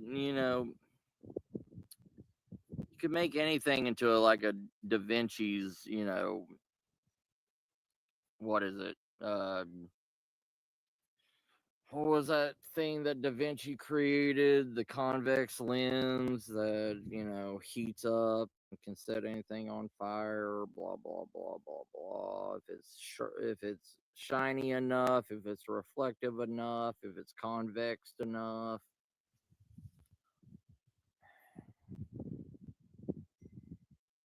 But the thing is like all this stuff isn't going to be at your hands if a real SHTF happens. It's not. I mean, yeah, you're going to be able to find a walk. You're going to be able to find all this stuff because that's stuff that people have left behind and deemed not worthy. Yeah, the death ray. Thank you, CR. It's it it's a never-ending circle talking about this. Yeah, the parabolic mirror. That's it. Thank you. Like we can go around in circles every day on you can do this instead of this. You can do this instead of that. You can do this. But the thing is waiting and instantaneous. The thing is if you're sitting there freezing to death and you have a limited amount of daylight to try to, those parabolic mirrors and everything only work at the apex peak of sunlight. It's the same like the parabolic mirrors and stuff like that. The convex mirrors, the convex lenses, they don't work in cloudy, situations. If the sky is cloudy, if it's raining, that doesn't work. Where there's smoke, there's food. Damn, Razor.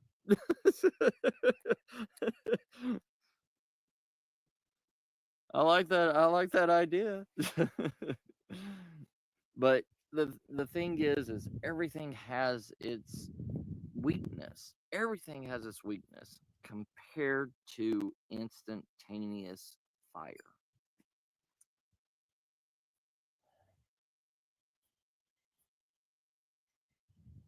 You're not. I've seen all these survival channels, that have 20 different fire starting kits, that has a multitude of different ways to start a fire. Why? Why? Why? You have 3 Bic lighters in your fire kit.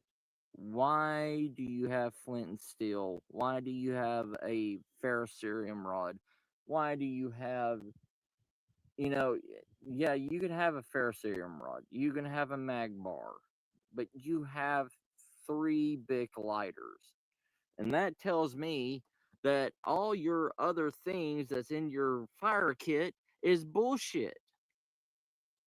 If you have 3 Bic lighters in your fire kit, your other methods are never used.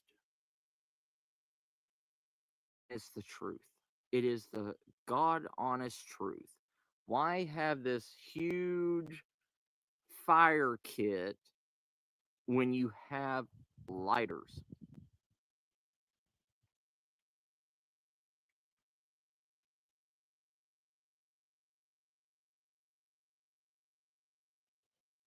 Oh yeah, yeah, yeah. I've seen that in CR.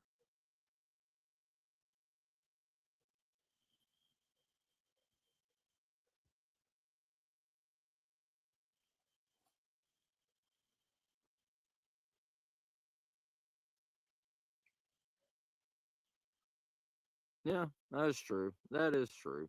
That's true, Razor. Yep. It.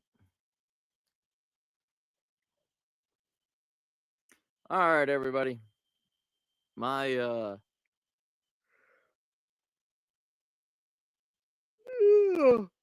my my brain's on empty. But I love you all. I'm glad we had this nighttime discussion and talk and everything. And I love you all. Y'all stay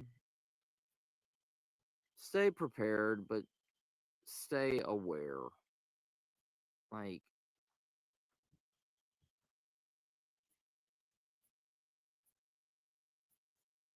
oh yeah, I say are, yeah.